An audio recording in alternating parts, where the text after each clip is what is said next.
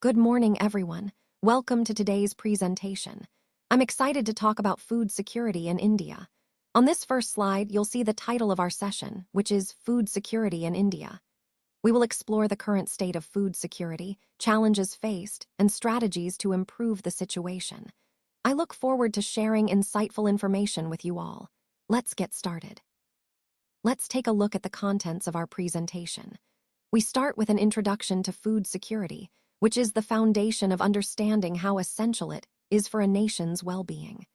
Moving on, we'll explore the importance of food security and why it's a critical issue for all of us. We'll also discuss the need for food security, highlighting the factors that make it a pressing concern. Then, we'll examine the impact of droughts on food security, showing how environmental factors can disrupt food supply. We'll look into historical famines and starvation deaths in India to understand the gravity of food insecurity in the past. Next, we'll focus on hunger as another aspect of food insecurity, how it affects millions even today. We'll examine the various groups that are most vulnerable to food insecurity and identify the states that face the greatest challenges. We'll also go over India's efforts to attain food security, including the key government schemes and initiatives. An important part of our discussion will be on the public distribution system, or PDS, its benefits, as well as the problems it faces. Finally, we'll look at India's food security system as a whole, including the various efforts and policies in place to address these issues. Throughout this presentation, our goal is to understand not just the problems, but also the solutions and ongoing efforts to improve food security for everyone. Welcome to Slide 3. Today, we're diving into the concept of food security. So, what exactly does that mean? Well, food security is about ensuring that everyone has reliable access to enough food to lead healthy lives. It's not just about having food available in stores, but also about people being able to get it when they need it. The key points here are availability, accessibility, and affordability. Availability refers to having enough food produced and supplied to meet the needs of the population. Accessibility means people can reach and obtain that food without undue difficulty. And affordability ensures that food is within financial reach for everyone, regardless of their income level. When these three elements are in place, we say that a community or country is food secure. This concept is central to our overall theme because addressing food security is fundamental to tackling hunger, malnutrition, and ultimately building sustainable societies. So, understanding these core ideas helps us see what's needed to create a world where no one goes hungry. Let's talk about the importance of food security. Ensuring food security means that a country is able to provide enough food for everyone. It's not just about having food available, but also making sure that all people have the means to buy food that is of acceptable quality. That's a crucial point. Affordability really matters. And finally, we need to ensure there are no barriers preventing people from accessing food. When these conditions are met, we can say that food security is truly achieved, which is essential for the overall health and stability of a nation. This ties into the broader theme of sustainable development and ensuring that everyone's basic needs are met. Let's talk about the need for food security and the reasons behind it. First, food security is especially crucial for the poorer sections of society. These groups often struggle to access enough nutritious food, which affects their health and well-being. Second, natural disasters and calamities such as earthquakes, droughts, floods, and tsunamis can severely disrupt food production and supply. These events can wipe out crops, destroy infrastructure, and make it difficult for communities to get enough food. Third, widespread crop failure due to drought is another major reason. When droughts occur, they can devastate large areas of farmland, leading to a shortage of food that affects entire regions. Connecting all these points to the bigger picture, ensuring food security means protecting vulnerable populations, preparing for natural disasters, and managing climate-related risks like droughts. It's about creating a resilient system that can withstand these challenges and secure enough food for everyone. Now, let's look at how drought impacts food security. When a drought occurs, it significantly affects our agricultural productivity. we see a reduction in the total production of food grains, which means less food is available to meet the needs of the population. This decrease can lead to shortages in the affected areas, making it harder for people to access enough food. As a result, some individuals simply cannot afford to buy the food they need, which leads to food insecurity. This connection highlights how environmental challenges like drought directly threaten our food systems and the well-being of communities. Understanding this link is crucial as we discuss ways to build resilience and ensure food security for all. Now, let's talk about starvation. When a calamity impacts a very large area or lasts over a long period, it can lead to a situation of starvation. This isn't just about not having enough food for a few days. It's a severe and sustained deficiency that affects entire populations. Such widespread and prolonged food shortages can have devastating effects on health, productivity, and even social stability.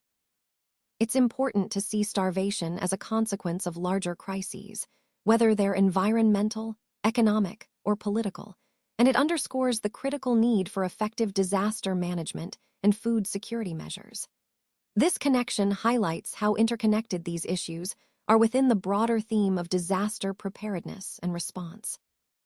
When we talk about a famine, we're referring to a situation where starvation becomes widespread, often leading to devastating consequences. A famine isn't just about people missing meals. It involves large-scale deaths and the outbreak of epidemics. These epidemics can spread rapidly in conditions of malnutrition and poor health infrastructure, making the situation even more critical. Throughout this presentation, we've seen how environmental and social factors can contribute to crises, and famine is one of the most severe outcomes when those factors align negatively. It highlights the importance of understanding and addressing underlying issues early on to prevent such tragic scenarios from unfolding. Let's take a closer look at some of the notable famines and starvation deaths that India has experienced in the past. One of the most devastating was the Bengal famine of 1943, which resulted in the tragic loss of between 1.5 million and 3 million lives. This famine was a significant event that highlighted the severe impact of food shortages during that period. Moving forward in history, the Bihar famine of 1966-67 also caused considerable suffering, with reports indicating about 2,353 deaths due to starvation. While these figures are harrowing, they remind us of the ongoing challenges related to food security and the importance of effective intervention. Starvation deaths haven't been limited to these major famines alone. They have also been reported in various regions across India, such as Kalahandi and Kashipur in Orissa, areas that have historically faced economic hardships and food scarcity. Similarly, districts like Baran in Rajasthan and Palamau in Jharkhand have experienced starvation-related fatalities. These instances underscore a critical point. Despite our progress, hunger and famine remain persistent issues in parts of India. They serve as a stark reminder of the ongoing need for policies that address food distribution, poverty alleviation, and sustainable development. Recognizing these tragic episodes helps us better understand the importance of ensuring food security for all. Now, let's take a closer look at the groups most affected by food insecurity. First, we have the worst affected groups, which include landless people who often lack access to productive land, making it difficult for them to sustain themselves. Traditional artisans and service providers also face significant challenges, as their livelihoods are often vulnerable to economic shifts.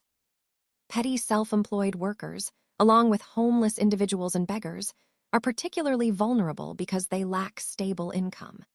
Families employed in low-paying occupations or engaged in seasonal casual labor tend to struggle with inconsistent wages, which directly impacts their food security. Moving on to vulnerable communities, these include scheduled castes, scheduled tribes, and some sections of other backward classes, many of whom have poor land holdings or very low land productivity, limiting their ability to grow enough food. Migrants, especially those displaced by natural disasters, often find themselves in unstable situations with limited access to food. Women and children are also especially vulnerable because of their specific social and economic challenges. Connecting this to our overall theme, it's clear that food insecurity isn't just about food availability, but is deeply linked to social and economic factors that disproportionately affect these groups. Addressing their needs is crucial for building a more inclusive and resilient food system. Now let's take a closer look at the states facing food insecurity. As you can see, several key regions are affected, starting with Uttar Pradesh, specifically the eastern and southeastern parts, which are experiencing significant challenges. Then, we have Odisha, also known as Orissa, facing its own set of issues. Bihar is another state on this list, highlighting the widespread nature of food insecurity across different regions. Moving on, parts of Madhya Pradesh and Maharashtra are also impacted, indicating that even some of the more economically diverse states are not immune. West Bengal is included as well, which points to regional disparities. Jharkhand and Chhattisgarh are also listed, emphasizing that this is a concern across central and eastern India. Overall, these affected areas reveal the geographical spread and the complexity of addressing food insecurity. It's a multifaceted issue that requires targeted interventions in these specific regions to improve food access and security for vulnerable populations. Now, let's look at India's attempts at attaining food security, starting with the Green Revolution. This was a major initiative focused mainly on increasing food grain production. The idea was to boost agricultural productivity through new technologies, high-yield variety seeds, and improved farming techniques. It played a crucial role in making India self-sufficient in food grains and reducing hunger. By concentrating efforts on agriculture, India was able to significantly improve food availability for its growing population. This effort is a key part of understanding how India has worked towards achieving food security, which is essential for the overall development and stability of the country. Now, let's take a closer look at how India's public distribution system works. First, farmers or producers supply grains to fair price shops. This is a key part of ensuring food reaches those who need it most. Next, these grains are procured at the minimum support price, or MSP, which helps protect farmers' income and encourage production. Additionally, the Food Corporation of India, or FCI, plays a crucial role in maintaining the central issue price, or CIP. This is the price at which grains are distributed to the public, and it's kept stable to make sure food remains affordable. The FCI also maintains buffer stocks, which act as a safety net during times of shortage or crisis. Overall, this system is designed to ensure food security for vulnerable populations while supporting farmers and maintaining stability in food prices. Now, let's take a closer look at some of the government schemes aimed at supporting the vulnerable sections of society. First, we have the Public Distribution System, or PDS, which is one of the oldest and most widely used schemes to ensure food security. Over time, it has evolved into the Targeted Public Distribution System, or TPDS, which aims to better target those in need by focusing resources more effectively. More recently, the RPS, or Revamped Public Distribution System, has been introduced to improve transparency, reduce leakage, and make the distribution process more efficient. In addition to these, there are special schemes designed to reach specific groups.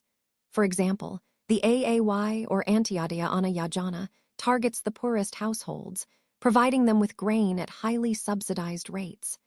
Then there's the Annapurna Scheme, or APS, which focuses on the elderly poor who are often left without support.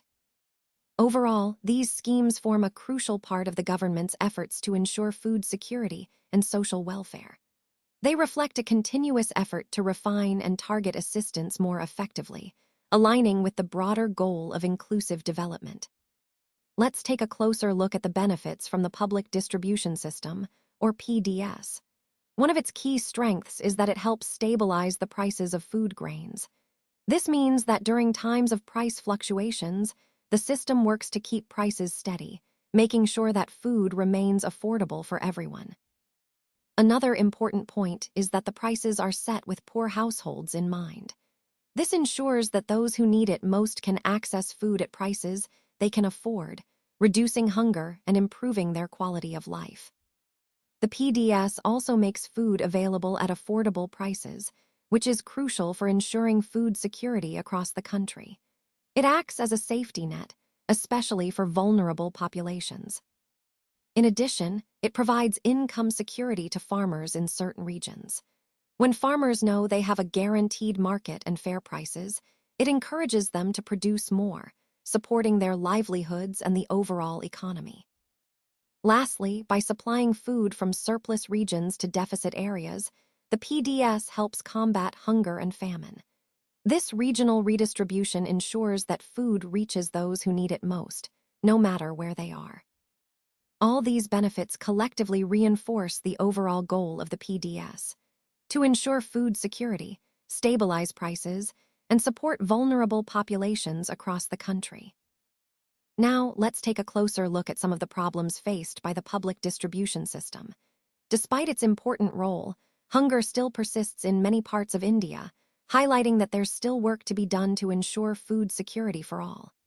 Additionally, when stored food grains are kept for longer periods, their quality tends to deteriorate, which can lead to wastage and reduced nutritional value.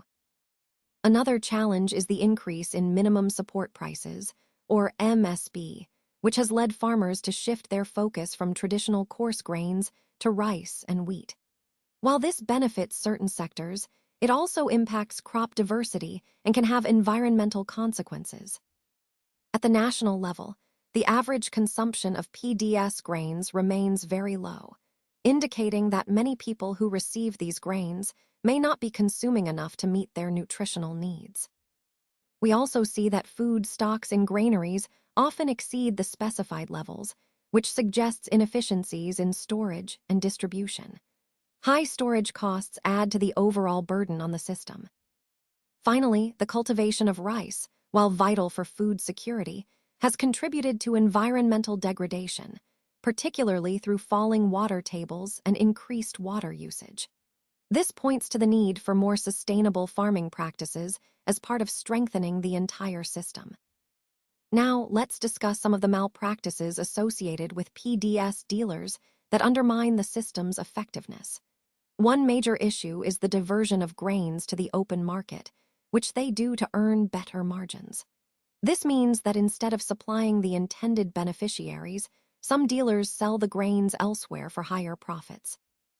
Another problem is the irregular opening of shops, which disrupts the availability of essential grains to those who depend on them. Additionally, there are cases where poor quality grains are sold at ration shops, compromising the quality of food reaching the families in need. It's also important to understand the impact on low-income families earning just above the poverty line. They are required to pay APL rates, which are almost equal to open market prices. This reduces the incentive for them to buy from fair price shops, as they end up paying nearly the same amount as they would in the open market. All these issues highlight the challenges faced in ensuring the PDS system functions fairly and efficiently, which is crucial for reaching the most vulnerable populations effectively.